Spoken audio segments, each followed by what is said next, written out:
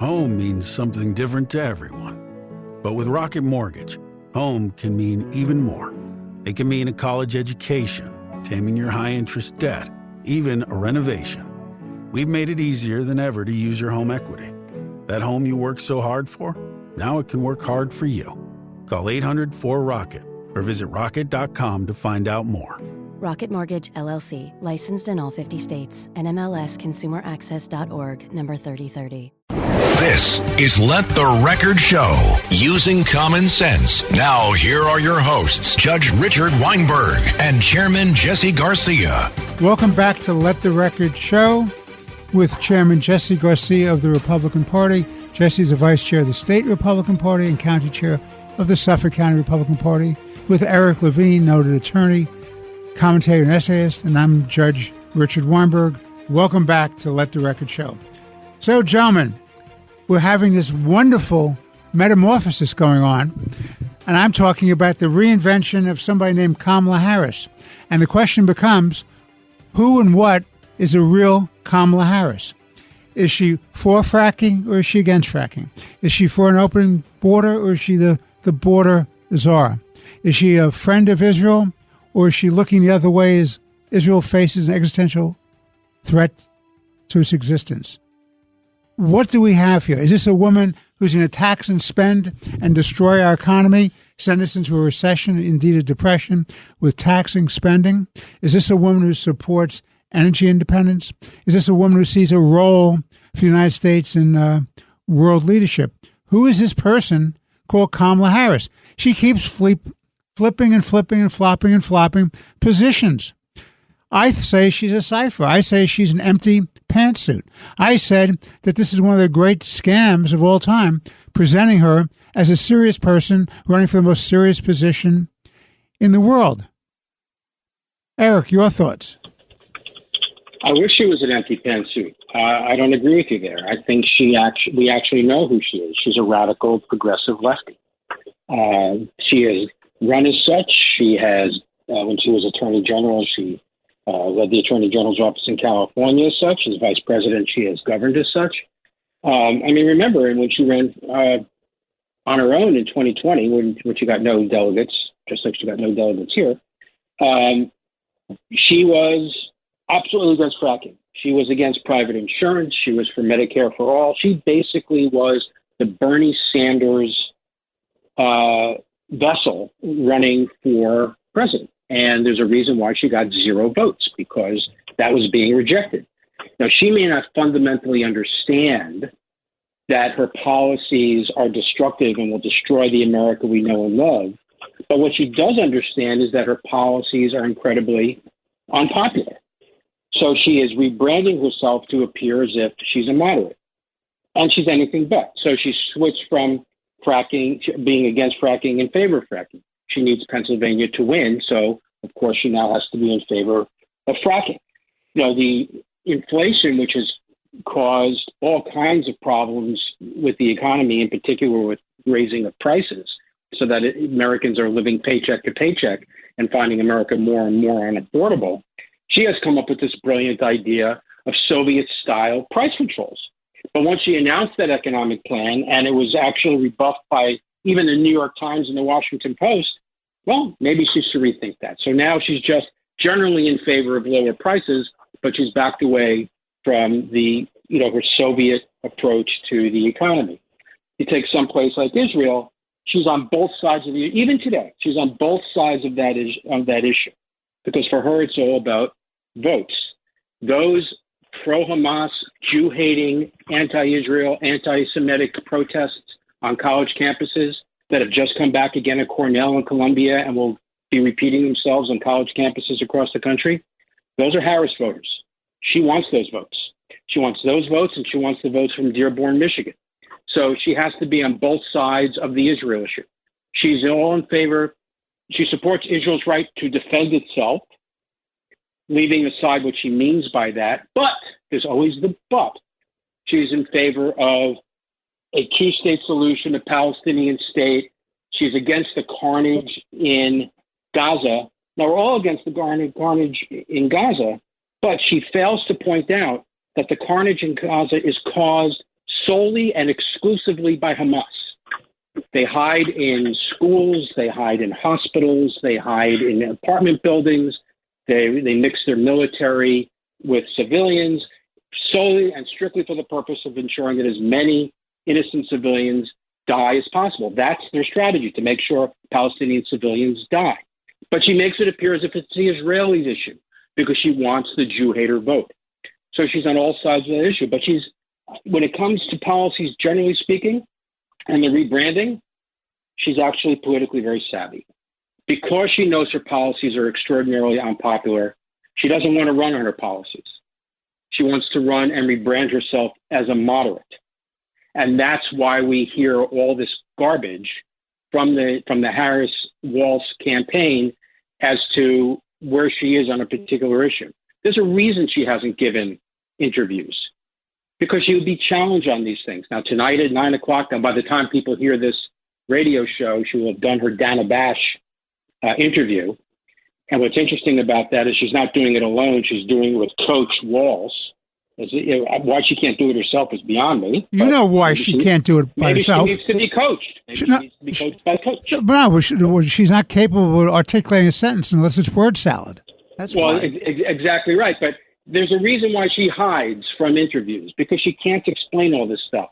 But the campaign is being wildly successful in rebranding her, so that now it's up to Trump himself, not his campaign, but Trump himself, to go after her and attack her record and attack her policies, not her personally. That's what we need. We need for him to start appealing to the center. We need to start appealing to Haley voters, to women, to independents, and explaining why his policies are better, will make American lives better going forward, and not allow her to pull off this lie about who she is and what she represents. Well, Jesse, before we get to you, I just want to make this comment. Gerard Baker of the Wall Street Journal wrote this great column this week, and he went out of his way to say, look, the Democrats can win this presidential election. They can win it because of the rebranding, the reinvention of Kamala Harris, denying the historical record, denying their record of failure, denying the radical left progressive agenda, which dominates the Democratic Party. They can win that in this Orwellian way of changing the conversation and saying, look, here's the new improved Kamala. She's just swell. And look at that awful guy, Trump. And that could be a winning campaign for the Democratic Party. Jesse, what are your thoughts? Well, first of all, I agree with everything that Eric said. He enumerated. Wait a second. You agree with him, but not me. Is that correct? No, I'm getting to you. I'm getting to you in a minute, because she has flipped off on everything. Basically, Kamala Harris has, earned the moniker of being a chameleon. She's going to be all things to all people at a certain time that benefits her and this campaign. How you introduced this as being bad for America, a Kamala Harris presidency is bad for America. Absolutely. It's a lurch, even further than we've seen in the last 4 years or the last 12 out of the last 16 years, to the left and to the progressives and socialism. I think the issues here is twofold. Number one, she has an ardent group of partners that now have joined in this fight to stop a Donald Trump and to stop the Republicans from taking the White House, maintaining the House, and come within and to take the Senate. And that is with no bash. They're not even making it a secret any longer. It's our mainstream media. It's those leaders in big tech, except for maybe for Elon Musk and such, and those huge corporate enterprises that would stand to benefit from the status quo and continue to raise their money and have their influence from a Harris type administration. That's the problem we're going to have. So, well, I think Eric said it, or maybe you said it, I'm not sure, but it's correct. What I've been hopeful about, and I've been very good to see this, is that over the last about 2 weeks, 10 days and 2 weeks, that Donald Trump has been more on message, where his Republican appearances have been more on substance, more on the record, more on identifying what her flip-flops are and what those flip-flops from her previous positions mean. She is a defund the police type of Democrat. She thinks that she has to reformulate and restate policing and law enforcement here in the United States. We talked about fracking. We talked about health care for all. She was a border czar that never went to the border. And I think, Senator Vance did it very well on Meet the Press when he called her the border czar as a reference. He was challenged on that by the moderator, who said, no. She was charged with identifying the root reasons for illegal immigration. And Senator Vance was quick, direct, succinct. She is the reason for this illegal migration and the root cause of this. So I think that Donald Trump, if he maintains what he's doing now through this campaign, and I think Eric touched upon it, and you have said this before, Your Honor, they need to go after the policies. They need to go after the record. If Clinton on his board in his campaign office said, it's the economy, stupid, on the campaign board for the Trump Vance headquarters, it's the policy, stupid. That's what it is, because that's where she's going to be. That's where her vulnerabilities are. The issue is that Donald Trump has a great microphone. He's got 30 million people following on various social media platforms. That could be that helped him and also can hinder him. But if he stays the course, this coin toss will widen. The idea is to make sure it widens by letting people in Pennsylvania, in 7 key states, know that she's against fracking, she's for healthcare for all, she's for giving for cashless bail, as she is supported as a district attorney in California. She's for California, using California social progressive left policies across the country and implementing them. That's what she stands for. He is the best mouthpiece to do that. There are the different vehicles and avenues to articulate that and communicate that to basically where it comes down to 7 states. And they, more than every time before, the Trump-Vance campaign has to be disciplined to make sure that the American people know that this is a charade, that the true threat, we saw it in real time, to democracy and this constitutional republic are the Democrats who basically undertook a coup d'etat against their sitting president and their sitting nominee. She didn't even get 1 vote. She didn't stand for 1 vote. She didn't get 1 delegate in 2020. And all those delegates had to be coerced to be moved forward after they had to be coerced and moved to get off of Joe Biden because he was a loser and he was a loser down the ballot. Well, the fact of the matter is they got rid of Biden, and they would have kept Biden if Biden hadn't blown up at the debate. And if he had some semblance of still having his mind left, they would have kept him in place. And they would have hit him once again like they did 4 years ago. They try to get away with this charade by saying he was fully capable of doing the job. It raises the question, of course, if he wasn't capable of running again, how is he capable of staying as the president of the United States until January 20th? That's a real problem. Kamala Harris stands for a lot of things, one of which on the economy is tax and spend, regulate. Her votes were tie-breaking votes, by the way, members of the audience, with respect to all these inflationary legislative pieces. The Inflation Reduction Act is the best example, which was really the Inflation Let's Make Sure We Have It Act, which she was the tie-breaking vote for. So that's a very good point. Well, But Trump doesn't help himself when he brings in people like Tulsi Gabbard and RFK and announces that he's putting them on the transition team. Well, you know something? You wrote about that, Eric, in one of your great columns. And to our listeners, I think everybody should read Eric Levine's analysis on a regular basis because it's very, very instructive. I think he's trying to build bridges between people that he thinks he needs. He's trying to broaden his tent. I agree with you that Tulsi Gabbard and Bobby Kennedy Jr. have their issues. I'd still rather have them with him than not. But I really agree with you. The person he should have out there and has wrapped his arms around and having delegate as a representative and a spokesperson for the campaign should be Haley.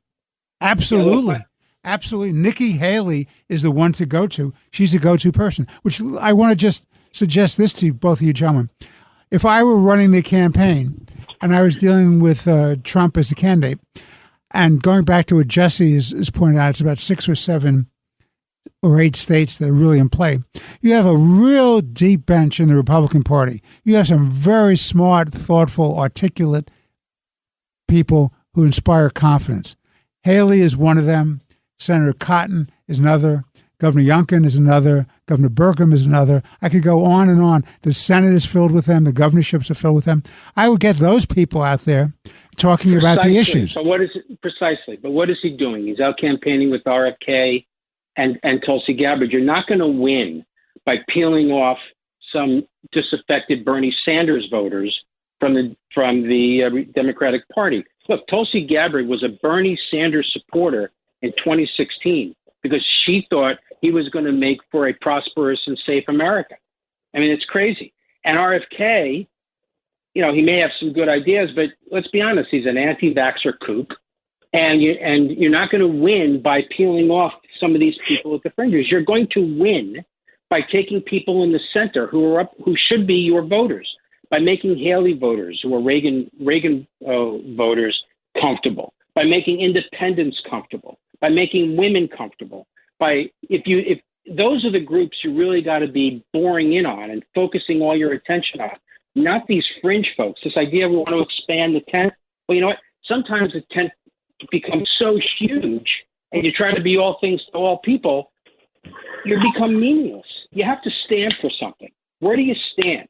Trump should be standing with the people that elected him in 2016.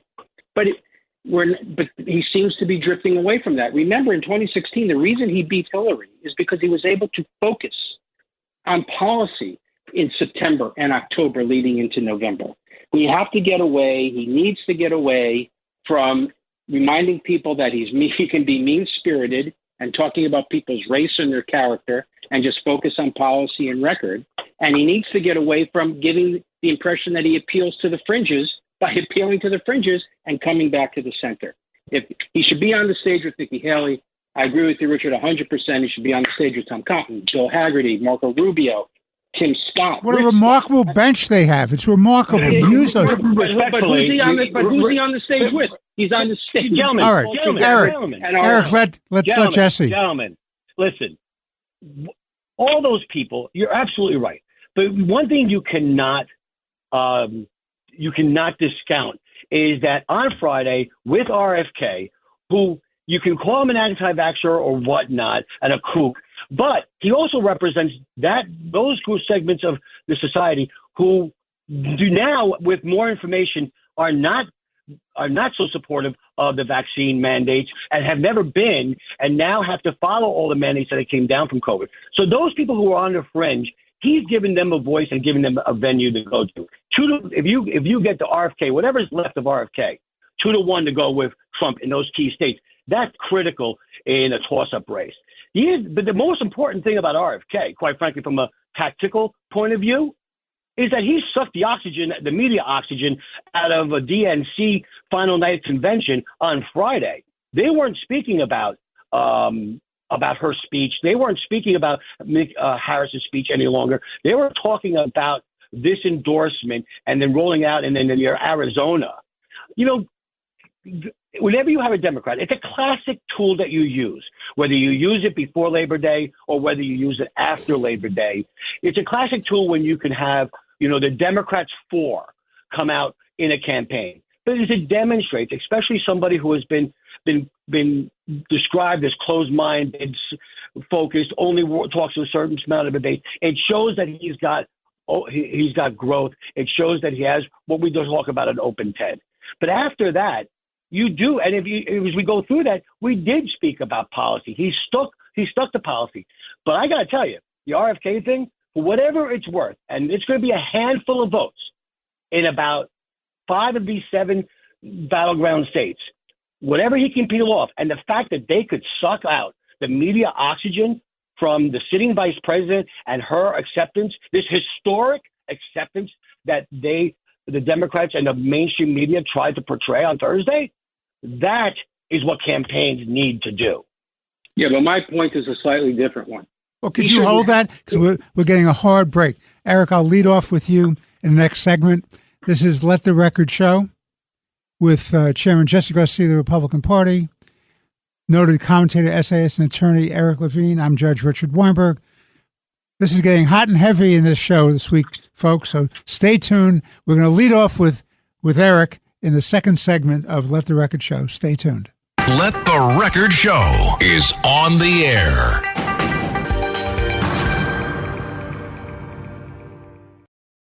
The rural way of life is about making everyone feel at home.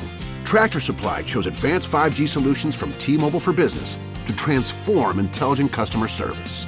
Together, we put the power of AI to work across 2,200 stores, keeping things running seamlessly inside, curbside, and countryside. This is elevated customer experience. This is Tractor Supply with T-Mobile for Business. Take your business further at T-Mobile.com/now. This episode is brought to you by LinkedIn. Psst, healthcare pros, word's out, and it's too good to keep quiet. Look, LinkedIn is revolutionizing job hunting, making it possible to search by specialty, shift preference, and salary. Endless scrolling is out. Whether it's a mental health therapist or dental hygienist, finding the perfect role is faster and easier than ever. Head to linkedin.com/healthcare and start your search today. Get ready for Universal Epic Universe, featuring the wizarding world of Harry Potter, Ministry of Magic, and Super Nintendo World. Now open at Universal Orlando Resort. Tickets and packages on sale now at universalorlando.com. Halliday presents, in the red corner, the undisputed, undefeated Weed Whacker Guy. Champion of hurling grass and pollen everywhere. And in the blue corner, the challenger, extra strength Halliday. Eye drops that work all day to prevent the release of histamines that cause itchy allergy eyes. And the winner by knockout is Halliday. Halliday, bring it on. This is Let the Record Show. Now, here are your hosts, Judge Richard Weinberg and Suffolk County Republican Committee Chairman Jesse Garcia. We are back on Let the Record Show with Chairman Jesse Garcia of the Republican Party. Back to our corners. We're back to our corners. Back to the respective corners. Esteemed attorney, commentator, essayist Eric Levine, who's in his corner. And I'm Judge Richard Weinberg, trying to mediate between my very close and dear friends as I sit here in the studio, trying like hell to keep this conversation going in the best possible way to educate and inform our listeners. So I just want to make one comment, then I'm turning this over to Eric.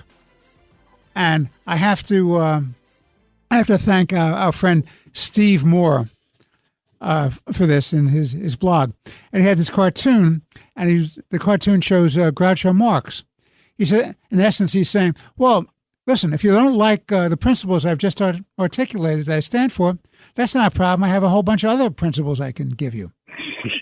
Okay, so in that vein, Eric Levine, noted commentator, essayist, and attorney, what do you say before we get into the other topics I want to talk about in this segment? First, I'm a huge Marx Brothers fan. But well, okay, you can stop. Jesse, it's your turn. Go ahead. I just wanted to address Jesse's point, which is valid. I mean, in certain elections where you want, small numbers of votes at the margins can make a huge difference in some of these battleground states. My point is a slightly different one. My point is that this election shouldn't be close. Policy after policy after policy, the American people agree with Donald Trump, whether it's the border, whether it's the economy, whether it's national security, taxes. They agree with Trump by overwhelming numbers. But it's a really, really close election. And why? So it's because of the strategy, I believe, that Trump has employed so far in how he's presenting himself and making his record.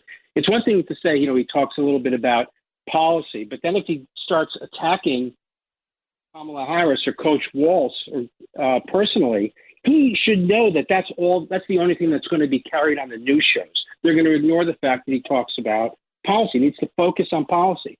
So if he can focus on policy in the record and show up with Tom Cotton and show up with Marco Rubio and show up with Tim Scott and show up with Nikki Haley, then the election, then he can win by such a wide margin that he doesn't need the fringe voters that RFK delivers. He doesn't need the fringe Bernie Sanders voters that maybe Tulsi Gabbard delivers. But just one final point on what you were saying about RFK and vaccinations. I'm not talking about COVID vaccinations. That stands in a category by itself. RFK is opposed to basically all vaccinations for children, even those that have been scientifically proven just benefit kids. And he's made these false claims about how they bring about autism, which have been debunked over and over again by serious medical publications. So that when I'm talking about being a vax fringe person, those are the vaccinations I'm talking about. COVID's in a slightly different position. Yeah, we were sold the bill of goods on some of that stuff. I don't disagree. But he was an anti-vaxxer well before COVID. Okay, so let me raise the following to you, gentlemen. I believe, and Eric is deeply involved in the campaigns supporting Republicans to win the United States Senate. I believe that this election, as the three of us have discussed previously, is one of the most compelling elections, one of the most important elections in our lifetime. It very well may be the most important one in our lifetime. Everything is at stake. Weak leadership at home and abroad means that the American way of life, the freedoms and the liberties we stand for, the quality of life we stand for, freedom across the globe, the shining beacon of hope, as Reagan talked about, all of this is at risk with weak leadership.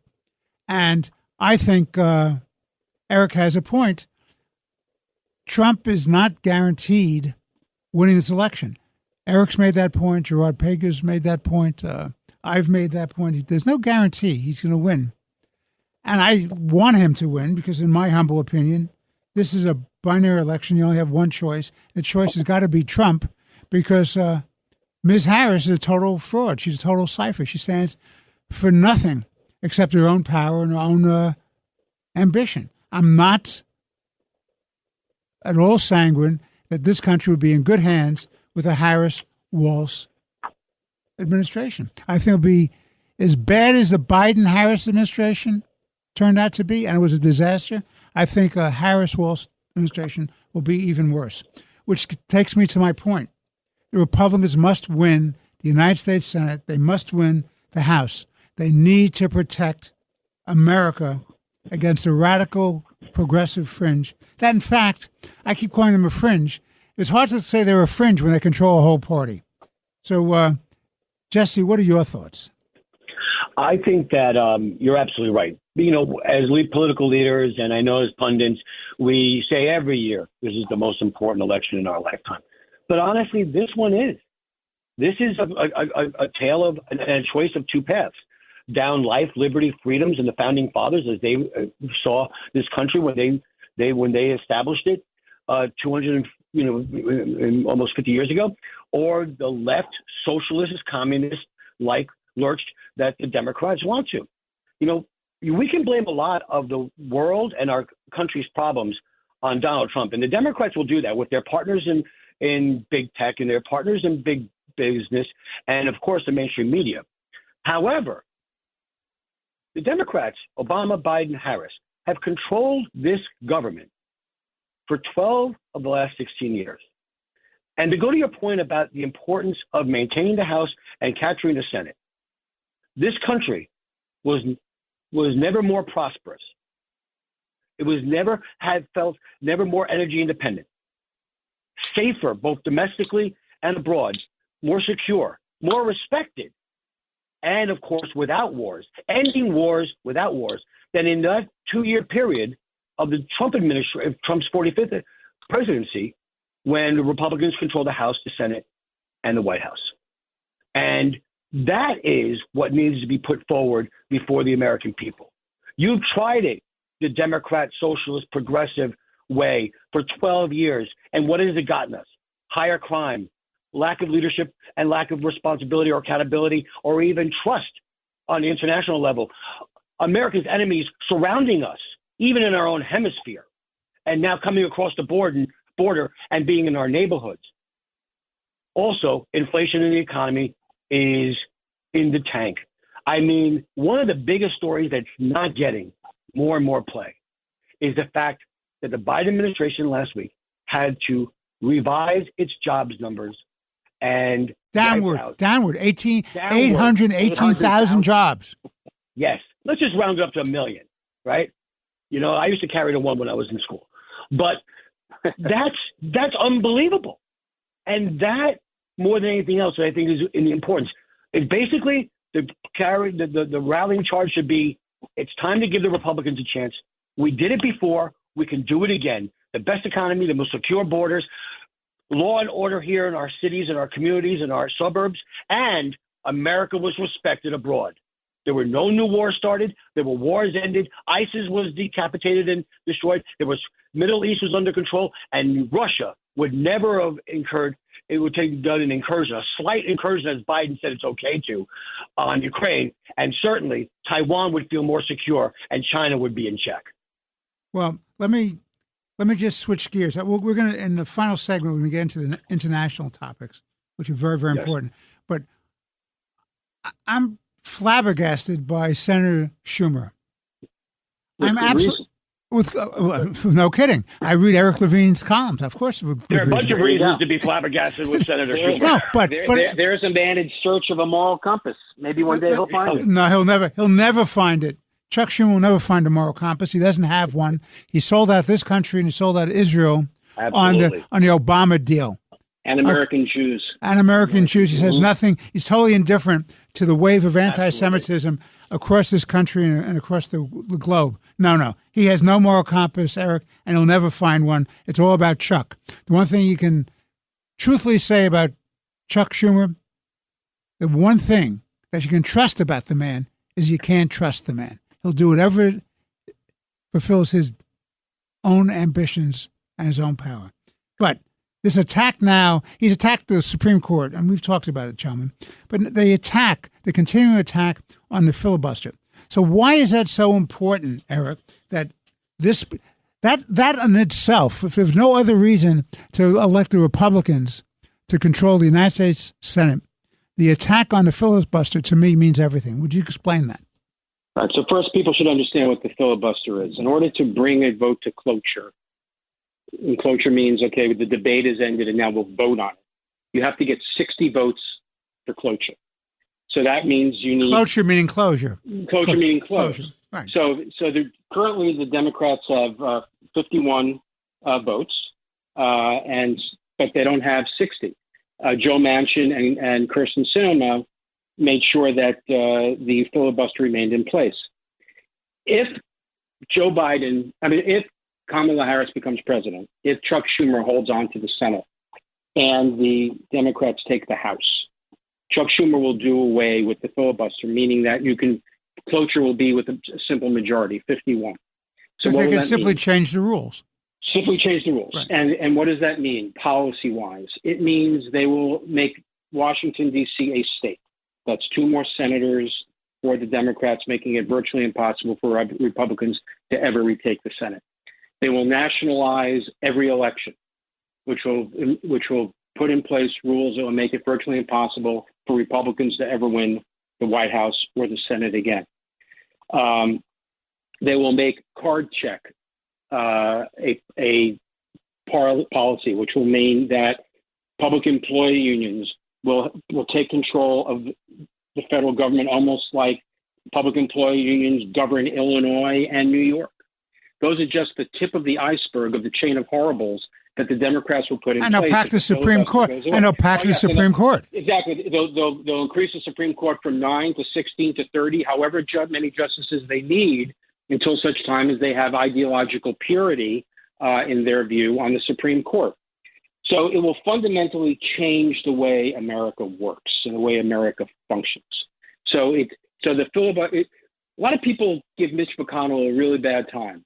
But I really think that Mitch McConnell is actually owed a debt of gratitude in many respects. First of all, I thought he was a far better majority leader than people give him credit for. But at a time, in the first 2 years of the Trump administration, when there was a Trump White House, a Republican-led Senate, and a Republican House, there was a lot of pressure put on McConnell to do away with the filibuster. And he said no. He kept it in place because his point was it won't be long before there'll be a Democratic president, a Democratic Senate, and a Democratic House. And he was prescient. He was prescient. The first 2 years of the Biden administration, he had just that. And this country would have fundamentally changed completely. So it was, McConnell was a man of principle. You may not like him for any other reason, but he deserves our respect and our gratitude for that decision, because otherwise it would have been changed by now. So it is critically important that the filibuster remain in place and that the Democrats and that the Republicans retake the Senate. But there's another reason it's important Republicans retake the Senate. First of all, if Trump wins, then they'll be able to help get his agenda across the goal line. But if Trump loses and there's a Harris presidency, can you imagine the freak show that's going to fill that cabinet? The Senate has to approve, with the advice and consent of the Senate, cabinet members are approved. So they would stand between us and some really, really fringe people from filling the cabinet. I heard in a rumor the other day, people were talking about maybe Letitia James would be Attorney General of the United States. It makes my head explode. I mean, she's the How about your eyes bleed? How about your eyes bleed too? That too. And my spleen explodes. Whatever else you want to include. But that's another reason that you need a Republican Senate, because you want to, if in the event that Harris wins, you want to prevent some of the absolute worst instincts she's going to have to appoint some of these really fringe people. And how about packing the lower federal courts with these people who ratify every lawfare, wrongful prosecution of political enemies? Because that's what they have in the federal bench. Exactly. The Senate has to approve district court judges and all federal judges. You're right. So this would also prevent Harris from appointing some of the most extreme judges to the bench. That's another reason we need a Republican Senate. All right. We're going to take a break. This is Let the Record Show. We're going to come back in a few moments. Please stay with us for more interesting conversation. Thank you. This is Let the Record Show.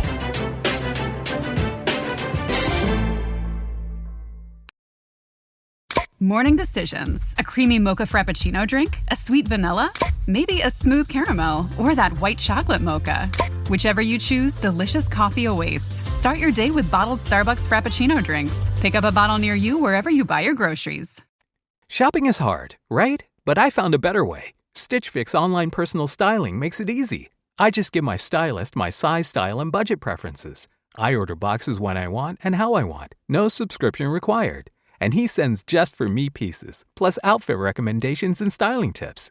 I keep what works and send back the rest. It's so easy. Make style easy. Get started today at StitchFix.com/Spotify. That's StitchFix.com/Spotify. Build professional skills this semester with Adobe Creative Cloud and create standout work both in and out of the classroom. Save big on professional creativity tools. Students get 65% off Adobe Creative Cloud, including Photoshop, Illustrator, Premiere Pro, Acrobat Pro, and 20+ creative apps. No matter what project you're working on, Adobe Creative Cloud apps can help you take it to the next level. Visit adobe.com/student to learn more. Parents of tweens, if you're familiar with far-off drop-offs... Dad, stop, right here. Or get DMs about what's for dinner, you may be experiencing tween milestones. For your son or daughter, these can start at age 9. HPV vaccination, a type of cancer prevention against certain HPV-related cancers, can start then too. For most, HPV clears on its own. But for those who don't clear the virus, it can cause certain cancers later in life. Embrace this phase. Help protect them in the next. Ask their doctor today about HPV vaccination. Brought to you by Merck. This is Let the Record Show. Now, here are your hosts, Judge Richard Weinberg and Suffolk County Republican Committee Chairman Jesse Garcia. We're back on Let the Record Show with Chairman Jesse Garcia of the Republican Party. Jesse is the chair of the Suffolk County Republican Party and the vice chair of New York State Republican Party. Eric Levine, noted attorney, commentator, and essayist. And I'm Judge Richard Weinberg. Well, we're switching gears, gentlemen. I want to talk about international problems. I think we're in a stage of siege worldwide. I think that times now are the worst since the 1930s. And the weakness that was shown in the 1930s, the appeasement, the lack of moral clarity, the lack of strength, the failure to confront aggression, All that is repeating itself under the Biden-Harris administration. Now, Harris is an interesting conundrum. On the one hand, she's saying, look, I'm qualified. I can do this job because I was the last person in the room. On the other hand, she's trying to disassociate herself from the policies implemented. So what is it, Kamala? Were you a decision maker and a noted consultant and advisor to the presidency? Or were you just sitting there in window dressing because you were the identity politics candidate and you're there because you're a woman of color? Did you do anything? You know, there's going to be this debate coming up, and I think Trump has to challenge her on, will the real Kamala Harris stand up? What does she stand for? What did she do? How come she's flip-flopping? But the fact of the matter is, you know, she's being, as Jesse and Eric have pointed out, she's being covered by the media because, look, this Bash lady from CNN is going to conduct this softball interview with Harris and Walz on Thursday night. Now, that's going to be very, very interesting because Bash is on the record numerous times saying, oh, Kamala was never the border czar. That's not true. She never was, and she is not now. So you're going to have a lot of softballs. But what you can't ignore is the reality that we're in a state of siege and we're in a state of crisis worldwide. Eric, I want to begin with you, and I want to talk about what's going on with Israel, Iran, Hamas, the Houthis, Hezbollah, because that is really a powder cake. What are your thoughts? Yeah, it really is. So just tying it back to Kamala Harris, you know, her speech at the DNC was all about the ceasefire, but that's the wrong emphasis. The emphasis should not be on the ceasefire. The emphasis should be on an Israeli victory. And after Israel wins, then you can have a ceasefire. Look, you can have a ceasefire tomorrow if Hamas surrenders and returns all the hostages. It's all over. But short of that, we want an Israeli victory and then the return of all the hostages. Right now, the only way we're getting hostages back is the Israelis are literally going in and saving hostages. We had one just the other day. Who, by the way, was not a Jew, is an Arab. I was just going to make that point. It was a Bedouin Arab, Israeli. Israeli troops went in to save him. It puts the lie to this garbage about Israel's an apartheid state. Israel's not it's a free democratic society, just like the United States. It puts the lie to the idea that there's some genocide against the Arabs. They're going in to save Arabs. And the ones who are wishing for Arab death is, as we discussed earlier, is Hamas. They intentionally want to bring about as many civilian deaths as possible because they think the United States, and they're correct in this, and the world will put pressure on Israel if there are enough bad pictures showing dead children and dead babies and blown up hospitals for which Hamas is responsible, that all the pressure will be put on Israel. And they've been right to date. And Kamala Harris is in that school of people that's going to put pressure on Israel to draw back and to hold back. And what happens? And if they hold back, Eric, what's the net if they hold back? Let's say they say, okay, we're pulling totally out of Gaza. Okay, yeah, you're going to have a no man's land controlled by Hamas, and that border with Egypt will still have the tunnels to push through weapons and military equipment. So there's a lot of people forget that there are two borders with Gaza. Israel has one, and then the absolute southern border, the Philadelphia corridor, is an Egyptian border. And that's the border through which all these weapons have been coming in and where the biggest tunnels have been. And that's what the Israelis want to hold because they cannot, understandably, rely on the Egyptians or any international force to prevent that. So the Israelis must be in a position to prevent the smuggling of weapons in. And if there is a ceasefire and Hamas survives, that will send a message not just to the Israelis or to Hamas, it will send a message to Iran, and it will send a message to Saudi Arabia. And the message to Saudi Arabia is there's no reason to enter the Abraham Accords because the Israelis cannot even defend themselves. Why will they defend us? Because the Abraham Accords has two parts to it primarily. One is an economic relationship between Israel and the Sunni Arab world, and the other is a security arrangement as a bulwark against the Iranian hegemony in the region.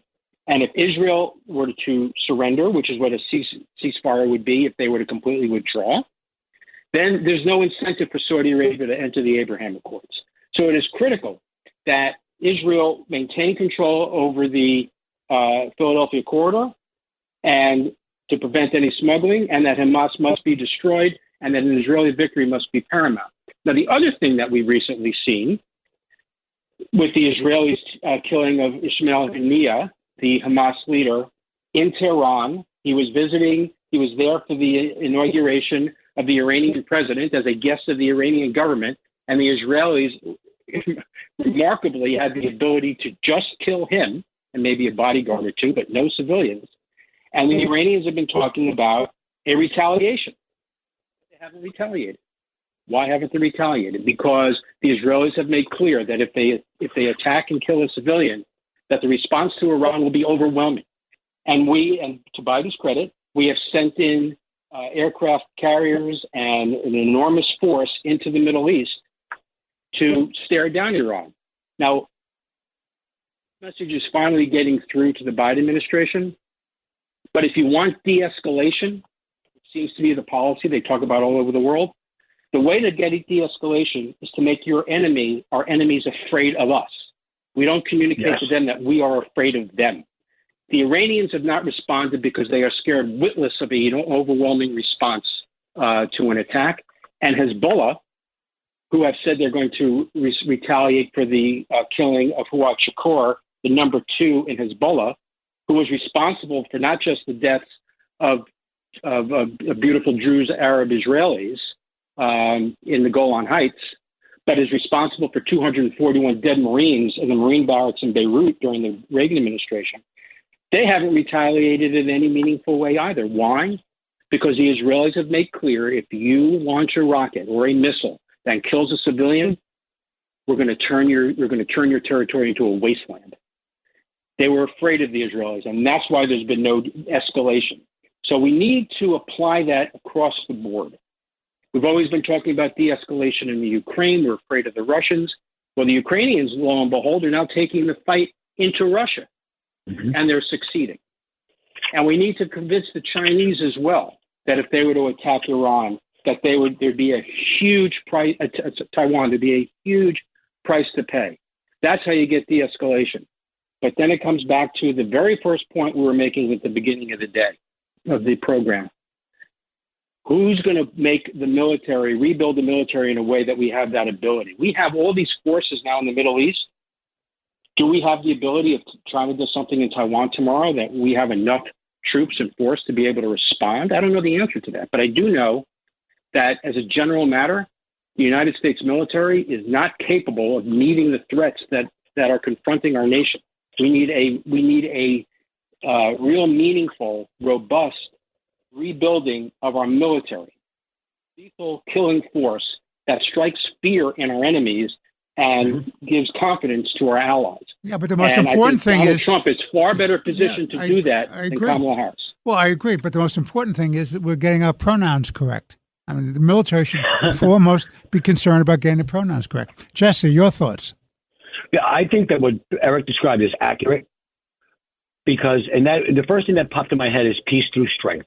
That's what it is. You need to project strength. You need to be able to execute strength. That's what Israel has done, and that's why it has set back any of those saber rattling that has come from Iran. What has been detailed is true. We'll do a ceasefire. There'll be peace once Hamas has been removed as a threat, not just to Israel, but to all of Western civilization and all those seeking freedom, liberty, and prosperity. Just this past week, they're sitting at a negotiations table where people said that Israel wasn't going to show up. And during that, Israel was under attack by hundreds of rockets on a rocket strikes, which they deterred. Yet, what did they do? They did what needed to be done. They initiated a massive operation in the West Bank that eliminated 10 militants. That is the taping of this. That's the next front, by the way, Jesse and Eric. Absolutely. The West Bank is the next front in that war. Yeah, there's been a big spike in Israeli retaliation today. Exactly. The Israeli ambassador was accurate. The new Israeli ambassador was very, very strong, very, very direct at the UN today when he said that we need to hold the Iran, Hamas, and Hezbollah accountable and stop them. I can't agree more. And any country that doesn't believe that, who thinks that this will stop at Israel's door, is out of their minds. This is an initiative for world domination. When America projects its strength, its commitment, that's when there is peace in the world.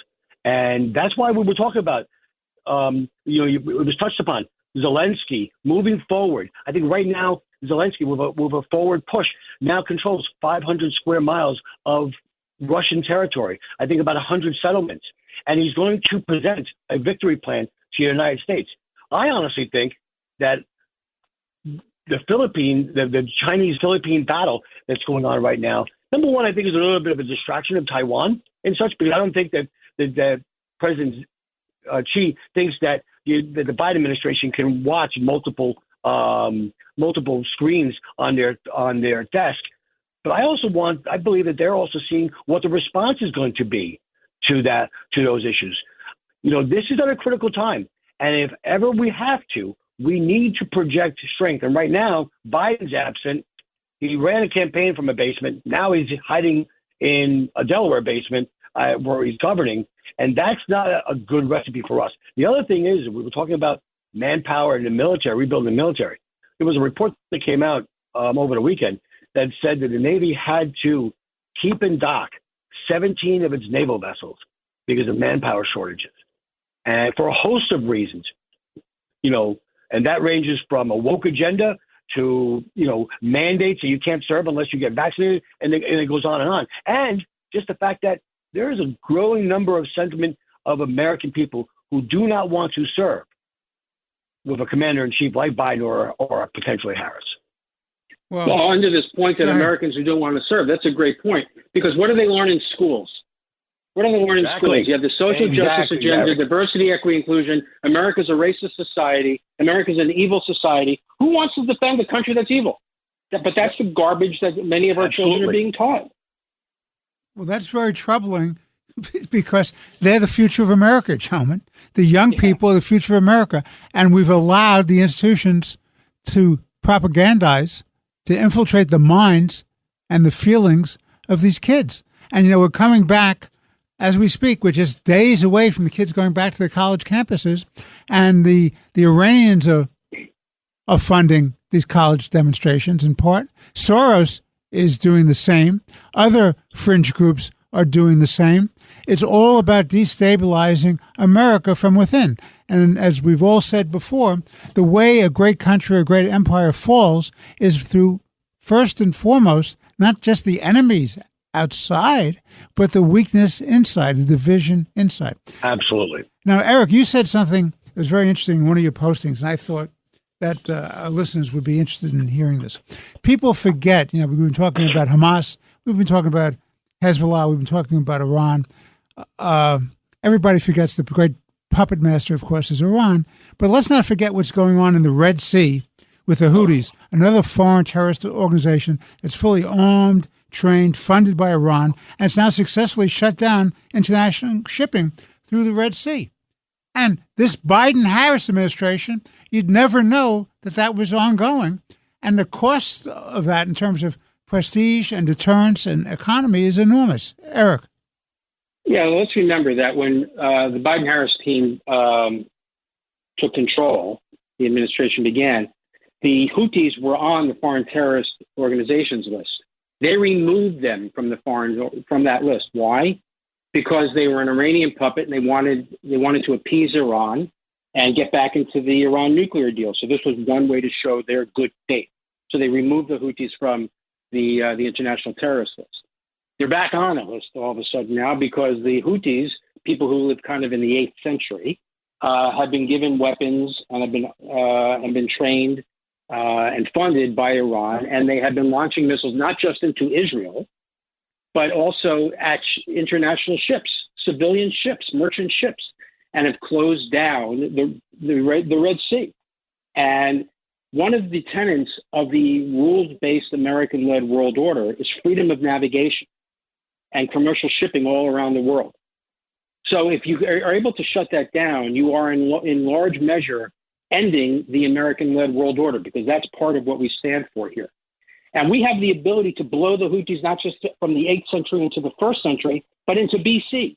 But we choose not to do it. Why? Because we don't want to continue. We don't want to get the Iranians too upset. It's really absurd. This gets back to this, how do you de-escalate? De-escalate by making your enemy afraid of you. But The ripple effect of that is profound because it demonstrates to the world that America is weak, is not prepared. America is weak. Now look what it does to Egypt. Almost all of the shipping that comes out of Europe and out of the East Coast of the United States that goes to the Middle East or goes to India or goes to the Far East travels through the Mediterranean down the Suez Canal. The Suez Canal is the single largest foreign currency funding of Egypt. It needs it for its lifeblood to survive. Egypt is an American ally, a flawed American ally, but an ally nonetheless. So with the closing of the Red Sea, you essentially have closed down the Suez Canal. You're basically bankrupting Egypt. And in addition, if you now an American merchant ship, if it leaves from the port of Baltimore and it wants to go to India, it now has to go all the way around Africa. And the cost of that is exponential in terms of the cost of goods. And now, of course, because of the bombing in the Red Sea, and it's more dangerous, insurance costs go way up. So American products become less competitive because we have to charge significantly more just to deliver our goods. The ripple effect of this is incredible. But to your point, Richard, you're 100% right. The single worst thing that it projects is American weakness. And that is the worst thing America can do. America must always be in a position of projecting strength. By the way, there was breaking news today that the Ayatollah said that he's interested in having talks with the United States about a nuclear deal. What's that about, do you think? My only guess is that he's planning on a Harris victory. And if he holds out there, perhaps a nuclear deal, if he can get it done before the January 20 inauguration, whether it's Trump or Biden or Harris, who knows who's going to be running the country. Perhaps if Trump wins, then it'll be a fait accompli if we sign a deal. Another reason we need the Senate, because it will be a treaty, and the Senate has to confirm treaties by 2/3 majority. Yeah, even though Obama totally misled the American people and the Congress, and that it was never a treaty. That deal with Iran was never a treaty, and people forget that. And that was a great scam perpetrated by Obama-Biden administration. Let's not forget that. Well, they actually turned it on its head. They required a 2/3 vote to undo the deal as opposed to a 2/3 vote to approve the treaty. How ridiculous is that? Yeah. So, but I think what Iran is doing right now is they're feeling a little bit of pressure because the Israelis are standing up. That if they think they want to go back to the beginning of the Biden administration, if they hold the carrot of being willing to go back into the nuclear deal, which is probably the single worst foreign policy decision since the end of the Second World War, the surrender in Afghanistan included, that they will bite and that they will get all kinds of concessions in advance of a new administration. If it's the Trump administration, they're hoping to tie his hands. And if it's a Harris administration, they're hoping to make it a jumping off point for further concessions. So that's what I think is going on there. Gentlemen, Ava just gave us the big sign-off sign. So we have Ava. that Ava. Here we want to do another hour, and she wouldn't let us do it. So signing off on Let the Record Show for Chairman Jesse Garcia, the Republican Party, noted attorney, commentator, and essayist Eric Levine. I'm Judge Richard Weinberg. We wish you and your families good health and long life. America, God bless America.